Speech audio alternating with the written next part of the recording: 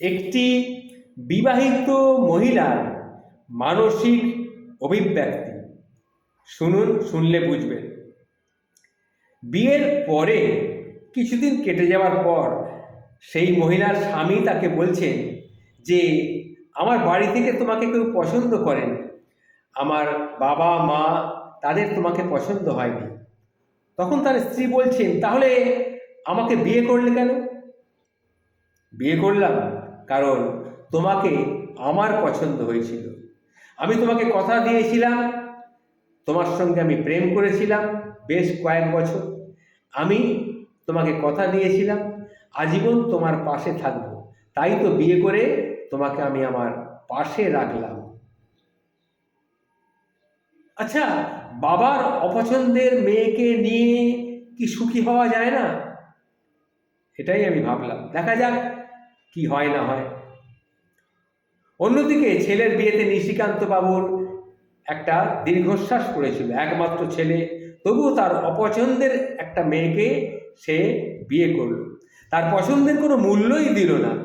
কি হলো, এত কষ্ট করে ছেলেকে বড় করিয়ে পড়াশোনা করিয়ে চাকরি বাকরি করছে, সে নিজের পছন্দ মতো ছেলে মেয়েকে বিয়ে করলো।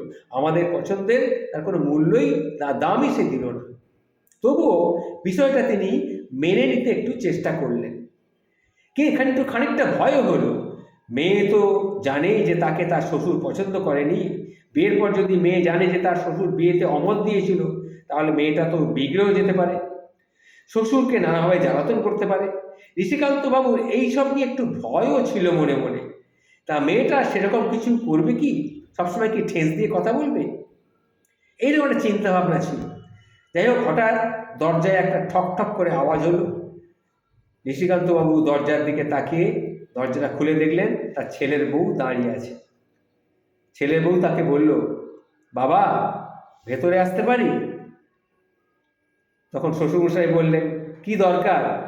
না, সিগারেটের ছাই ফেলার জন্য একটা অ্যাস্ট্রে নিয়ে এসেছি আপনার জন্য, নতুন অ্যাস্ট্রে, দেখুন তো আপনার পছন্দ হয় কিনা। না না, ওটা আমার লাগবে না। দেখুন না, একবার দেখুন না, না দেখেই বলছেন কেন যে লাগবে না? কথা বলতে বলতে সেই মেয়েটি ঘরে ঢুকলো এবং নাক মুখ কুঁচকে বলল, ইস, ঘরের এত সব কিছু এলোমেলো করে রেখেছেন, সিগারেটের বিশ্রী গন্ধে ঘরটা একেবারে ভরে আছে। নিশিকান্তবাবু কিছু বললেন না। মেয়েটাকে তার অসহ্য লাগছে। মেয়েটা পাথরের উপর ডিজাইন করা একটা অ্যাস্ট্রে নিয়ে এসেছে নিশিকান্ত বাবুর জন্যে। সেটা সামনে দিয়ে বলল, বাবা দেখুন তো এটা আপনার পছন্দ হয় কিনা। দোকানদার বলেছে এটা শ্বেত পাথরের। আমি তো পাথর চিনি না, এটা দেখে বলুন না। দোকানদার যে বলল শ্বেত পাথরের, এটা কি সত্যি শ্বেত পাথরের? তখন নিশিকান্ত বাবু আমতা আমতা করে বললেন, দেখো, চশমা ছাড়া আমি তো ঠিক বুঝতে পারবো না। চশমাটা কোথায় রেখেছেন? ঠিক মনে পড়ছে না, টেবিলের উপরে আছে বোধহয়। তখন সেই বৌমা খুঁজে পেতে সেই চশমাটাকে নিয়ে এসে বললেন, নিন চশমাটা পরুন, চশমা দিয়ে ভালো করে দেখে বলুন তো ঠিক এটা শ্বেত পাথরের কিনা। তখন সেই নিশিকান্তবাবু চশমাটা পরলেন, পরে ভালো করে দেখলেন, পরখ করে বললেন, হ্যাঁ, এটা শ্বেত পাথরের। উফ, বাঁচা গেল, আমি তো খুব ভয়ে ভয়ে ছিলাম। আপনি একটু বাইরে যাবেন, আমি আমি ঘরটা একটু গুছবো। না না, ঘর গুছোতে লাগবে না, ঘর গুছোতে লাগবে না। দেখুন, বেশি রেগে রেগে কথা বলবেন না, আবার কিন্তু তাহলে কান্না পায়। কি আর করবেন নিশিকান্তবাবু, তিনি তখন ছাদে চলে গেলেন আর ভাবলেন মেয়েটা বড্ড জ্বালাতন শুরু করেছে। এইটা ভাবতে ভাবতে তিনি ছাদে গেলেন। যাই হোক, বিকালবেলা তিনি ঘরে ঢুকলেন ঘন্টাখানেক বাদে। ঘরে এসে নিজের ঘরটাকে আর তিনি চিনতেই পারছেন না। সব কিছু পরিপাটি করে সাজানো, ঘরে একটা হালকা মিষ্টি গন্ধ। খানিকক্ষণ বাদে মেয়েটি এক কাপ চা নিয়ে ঘরে ঢুকলো। বাবা, এই যে বারান্দায় চলুন, আপনার সাথে একটু লুডো খেলবো।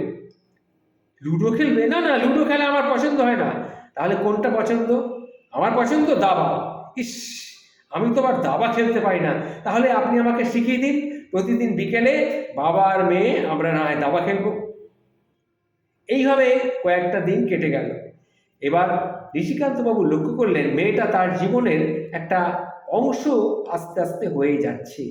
এই মেয়েটি, একটি মেয়ের শখ ছিল তার, সেই শখ তো তার পূরণ হয়নি।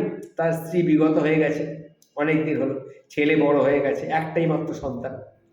ছেলে হবার পরে তার স্ত্রী মারা যায়।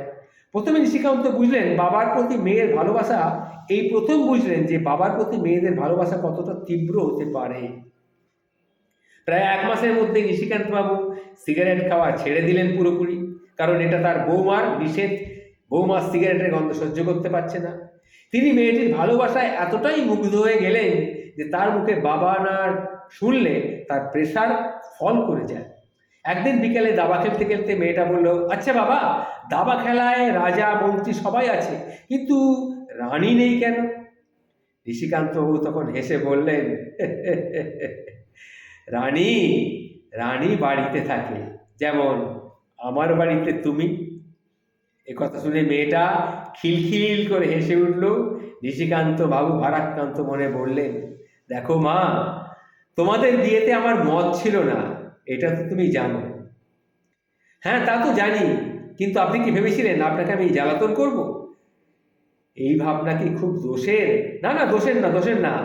যে আমার বিয়েতে সম্মতি দেয়নি তাকে এটা করেই করা হয়, এটা আমি জানি। আমি হয়তো করলেও করতে পারতাম, কিন্তু আমার সেটা স্বভাবে আসেনি।